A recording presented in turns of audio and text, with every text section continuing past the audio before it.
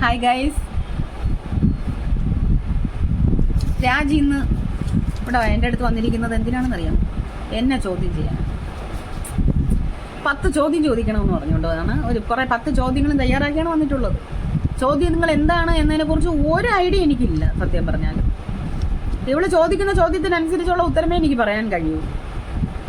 അപ്പം എന്നെ വല്ല കുരുക്ക് ചോദ്യമാണ് ചോദിക്കണമെങ്കിൽ നിങ്ങളും കൂടെ ഒന്ന് ഇടപെടണേ പ്ലീസ്.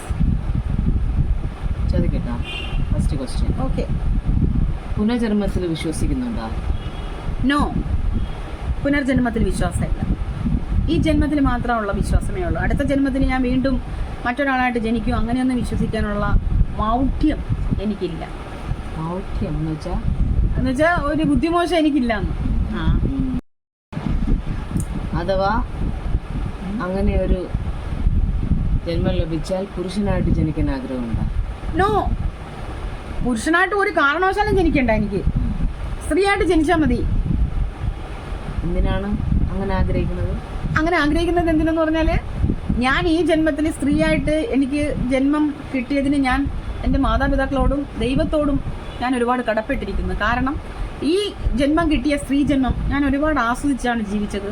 സ്ത്രീയായിട്ട് ജനിക്കാൻ കഴിഞ്ഞത് എൻ്റെ ഒരു സൗഭാഗ്യമായിട്ടാണ് ഞാൻ കരുതുന്നത്. സ്ത്രീയായിട്ട് ജനിച്ചതിൻ്റെ പേരിൽ ലോകത്തൊരിടത്തും എനിക്ക് തലകുനിച്ച് നിൽക്കേണ്ടി വന്നിട്ടില്ല. ഞാൻ സ്ത്രീയാണെന്നുള്ള ഈ ജന്മത്തിൽ ഞാൻ സ്ത്രീയായിട്ട് ജനിച്ചതിൽ ഞാൻ ഒരുപാട് അഭിമാനിക്കുന്ന ഒരാളാണ്. അപ്പോൾ അടുത്ത ഒരു ജന്മം അഥവാ നീ പറയുമ്പോൾ കിട്ടുകയാണെങ്കിലും എനിക്ക് സ്ത്രീയായിട്ട് ജനിച്ചാൽ മതി. പുരുഷനായിട്ട് ജനിക്കേണ്ട, ദൈവമേ വേണ്ട, ഇഷ്ടമല്ല. നോ. അടുത്ത ക്വസ്റ്റ്യൻ. ഭർത്താവിനേക്കാൾ കൂടുതൽ ഇഷ്ടം നിന്റെ മകനോടാണോ നിനക്ക്? ഇതൊരു വല്ലാതെ ഒരുക്ക് ചോദ്യമായി പോയി കേട്ടാ. ഭർത്താവിനേക്കാൾ കൂടുതൽ ഇഷ്ടം മകനോടാണോ? No, never. ഭർത്താവിനോട് മകനേക്കാൾ കൂടുതൽ ഇഷ്ടവും ഇല്ല, മകനോട് ഭർത്താവിനേക്കാൾ കൂടുതൽ ഇഷ്ടവും ഇല്ല. രണ്ടുപേരോടും ഒരേ ഇഷ്ടം.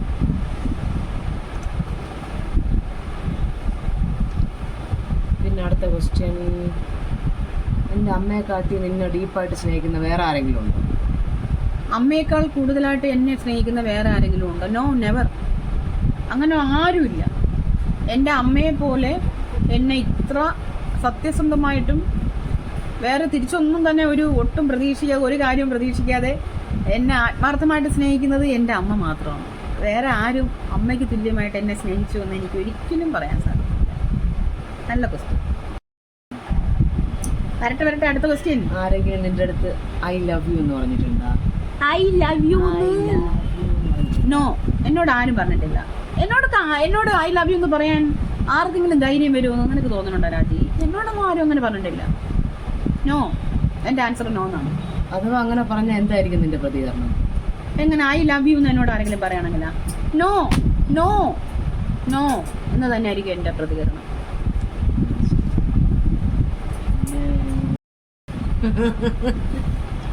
പിന്നൊരു ചോദ്യം. നിനക്ക് പകലിനേക്കാൾ ഇഷ്ടം രാത്രിയോടല്ലേ? No no no no no no no, എനിക്ക് പകലാണ് ഇഷ്ടം, രാത്രി ഇഷ്ടമല്ല. രാത്രി എനിക്ക് ഇഷ്ടമേ അല്ല. പിന്നെ അടുത്ത ക്വസ്റ്റ്യൻ. വിദേശത്ത് ഒരു ജോലി കിട്ടുകയാണെങ്കിൽ പോകാൻ ഇഷ്ടമുണ്ടോ? നോ, വിദേശത്ത് ജോലി എന്നല്ല, ഒരു ഫ്രീ ഓഫർ കിട്ടുകയാണെങ്കിൽ പോലും പോകാൻ ഇഷ്ടമല്ല. കാരണം എനിക്ക് എൻ്റെ നാട്, എൻ്റെ സംസ്കാരം, എൻ്റെ ചുറ്റുപാടുകൾ ഇതൊന്നും വിട്ട് ഒരു രാത്രി പോലും മറ്റൊരു രാജ്യത്തോ വിദേശത്തോ ഒന്നും പോയി ജീവിക്കാൻ കഴിയുന്ന ഒരു മാനസികാവസ്ഥ ഉള്ള ഒരാളല്ല ഞാൻ. ഞാൻ ഇതുവരെ 9 ചോദ്യം ചോദിച്ചു. 9 ചോദ്യം ചോദിച്ചാ? ഇനി അതിനെല്ലാം നല്ല ബ്രില്യൻ്റ് ആയിട്ട് തന്നെ മറുപടി.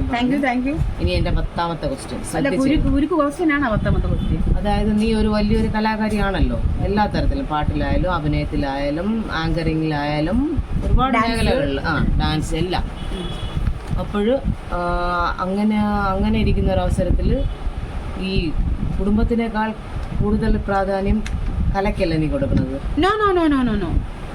ഒരു കലാകാരിയാണ്, സത്യസന്ധമായിട്ടും കലയെ സ്നേഹിക്കുന്ന ഒരാളാണെങ്കിൽ പോലും കുടുംബത്തെക്കാൾ ഒരിക്കലും കൂടുതൽ പ്രാധാന്യം കലയ്ക്ക് ഞാൻ കൊടുത്തിട്ടില്ല, കൊടുക്കാനും പാടില്ല. കല എന്നുള്ളത് എന്താണ്? നമ്മുടെ മാനസിക സന്തോഷത്തിന് വേണ്ടിയിട്ട് നമ്മൾ ചെയ്യുന്ന ഒരു ചെറിയൊരു കാര്യമാണ്. കുടുംബം എന്ന് പറഞ്ഞാൽ അതിനേക്കാളൊക്കെ വലിയ കാര്യമാണ്. കുടുംബം കഴിഞ്ഞിട്ടേ എന്ത് കാര്യമുള്ളൂ. കലയായിരുന്നാലും സൗഹൃദമായിരുന്നാലും ബാക്കിയുള്ള എന്ത് കാര്യമായിരുന്നാലും കുടുംബം കഴിഞ്ഞിട്ടുള്ള പ്രാധാന്യമേ മറ്റു കാര്യങ്ങൾക്കുള്ളൂ. ഏറ്റവും കൂടുതൽ പ്രാധാന്യം കുടുംബത്തിന്. ഞാൻ അങ്ങനെ ചോദിച്ചതാണ്, നിനക്ക് കലയോടുള്ള ഇത്ര ഉള്ള ഒരു ഇഷ്ടം ഉള്ളതുകൊണ്ട് ഞാൻ സ്വാഭാവികമായിട്ട് അങ്ങനെ പത്താമത്തെ ചോദ്യം എനിക്ക് നല്ല ഇഷ്ടപ്പെട്ടു. പിന്നെ അപ്പം ചോദ്യങ്ങളൊക്കെ കഴിഞ്ഞു. നീ നല്ല അടിപൊളിയായിട്ട് തന്നെ ഉത്തരവെല്ലാം പറഞ്ഞത്. Thank you. അപ്പോൾ 10 ചോദ്യം എല്ലാവരും കേട്ടല്ലോ. എൻ്റെ ഉത്തരം നിങ്ങൾക്ക് ഇഷ്ടമായോ? എന്തെങ്കിലും ഇതിനെക്കുറിച്ച് നിങ്ങൾക്ക് കമൻറ്റ്സ് ഉണ്ടെങ്കിൽ ഒന്ന് പറയണേ. താങ്ക് യു ഞങ്ങളെ സപ്പോർട്ട് ചെയ്യുന്നത്.